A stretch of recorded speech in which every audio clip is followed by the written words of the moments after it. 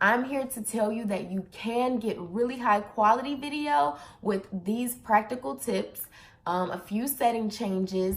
Today, I am recording my entire video on my iPhone. What is up, beautiful people? Welcome back to my channel. I am Erin, and this is Erin on Demand, and we are all about owning our business, owning our lives, and owning our happiness. This video is all about how to create quality, professional looking video without any equipment besides your smartphone. So whether you have an iPhone or an Android, I'm personally team iPhone, but I ain't gonna, throw no shade at no Android lovers. You can create really great video without spending a bunch of money on equipment. I know we hear this all the time, that content is king, that the quality of the video really doesn't matter that much, but it really does.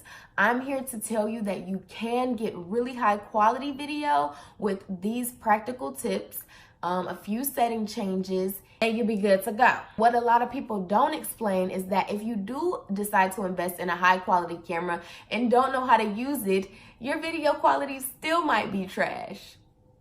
And who wants that? Also, I just want to point out that smartphones now are costing well into the thousands of dollars, which is actually more than a lot of DSLR cameras cost. So you have a $1,000 tool right in your hands. So it's best to just make the most use out of it. And the cameras on these devices are so good, you guys. Do not underestimate the power of your phone just because you're always using it. All right, so let's get into the tips. The first tip is obviously to have a phone with a high quality camera. So an HD camera. The iPhones have HD cameras, the Androids have HD cameras. Just make sure that your phone has a quality camera, and you can actually go into the settings and change up a little something to make sure that your HD is even better. So what I did was I went into settings and I scrolled down to camera and I changed it to shoot in 1080p at 60 frames per second.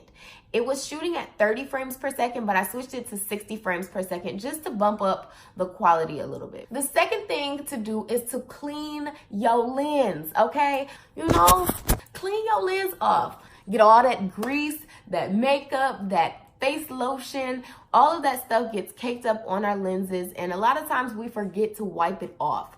So just make sure that you wipe your lens off a little bit before you start.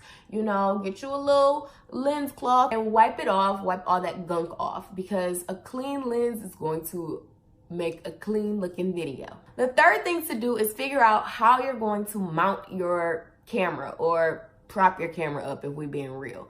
Because you have no equipment, I assume you don't have a tripod. So you will have to get real creative, boo, okay? You're gonna have to get you some books or a crate or a big old stack of something and prop your phone up on that. So that way, you have a nice clear frame, and just make sure that there's not a whole lot of stuff in the background. I know I got a little bit of, don't play it out no mind, but make sure that the background is clear and you have a nice frame. A good thing to think about is the rule of thirds. So, you might not want to be like dead center in the middle, but just a little bit off to the side. It makes it look a little bit more high quality. So if you want to kind of sit off to the side and be kind of in that upper third of the camera, you're good. Step number 4, always shoot horizontally. Never, ever,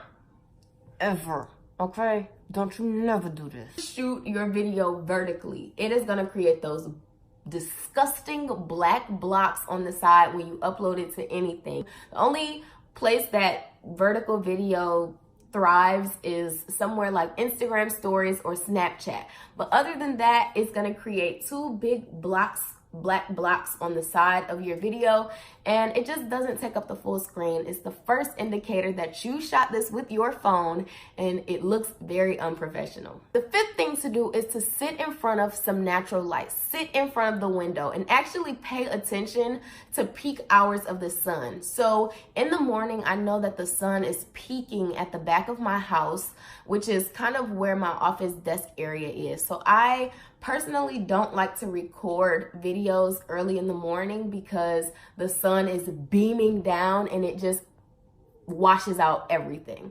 So it's good to pay attention to the points of the day where the light is pretty neutral, it's kind of an overcast, or if it's not super sunny. Put your camera as close to the window as possible, which is why I wasn't sitting. Usually I sit back there because I have my ring light and the natural light coming in, but in this case I'm not using any equipment, so I'm literally right in front of the window. Another thing you can do when you're shooting with your phone in natural light is to adjust the exposure on your camera. Now this applies definitely for iPhones. I'm not sure if Androids have this feature, but if you just find that box where the video focuses and you scroll your finger up, you can change the amount of light and exposure and actually lock the exposure in so that when you move around, the exposure does not change. At one point it's like super light and then you move a centimeter over and then it gets really dark.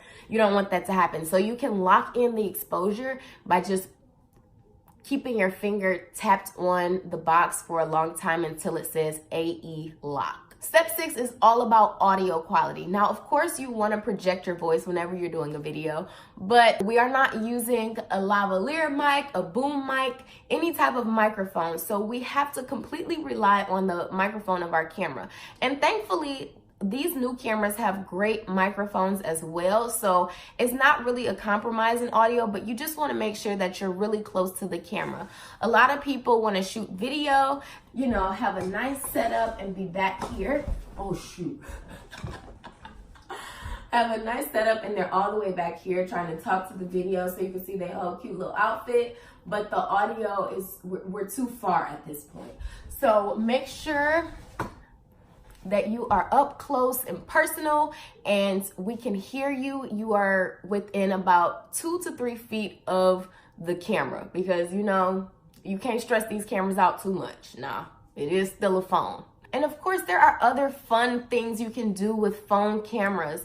You don't have to just sit and talk. You can take great B-roll using a phone. You can take time lapses with the phone. You can even shoot in slow motion. Play around with these features. They are there because they are capable of shooting very high quality video. So make sure that this $1,000, $700 to $1,000 investment is well worth your money and can possibly generate some more money for you so you can actually invest and buy that camera or that light or whatever kind of equipment you want.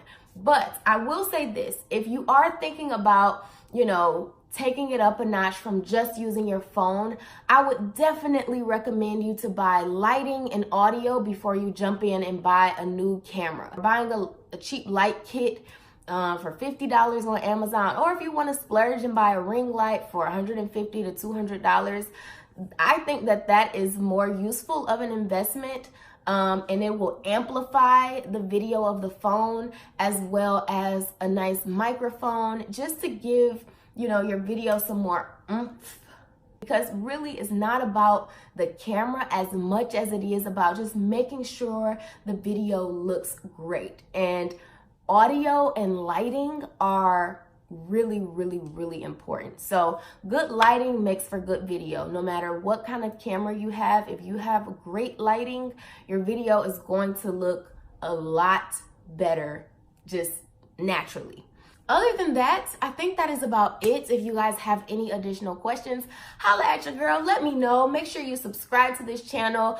Leave me a comment. Let me know if you've started a YouTube channel, if you are new to YouTube, what are some cool little gadgets that you've been grabbing to amplify your video content. And, you know, if you are thinking about buying a new camera, I am also privy to that too. So what kind of camera y'all thinking about buying? You know what I'm saying? I want to know because I'm nosy.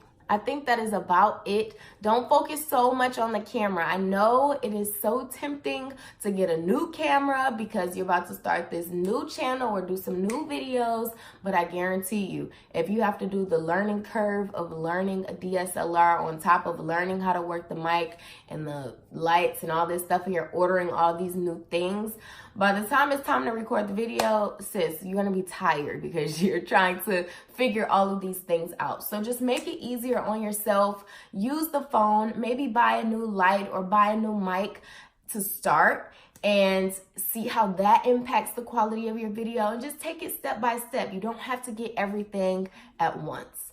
Unless you can afford it, because if you got it, flaunt it, okay? Let me know if this video was helpful, and also comment below if there are any other tricks or tips that you have for creating high quality video content only using an iPhone or an Android, any kind of smartphone. And I think that is all. So until next time, you guys, I love you, and I will see you later. Peace.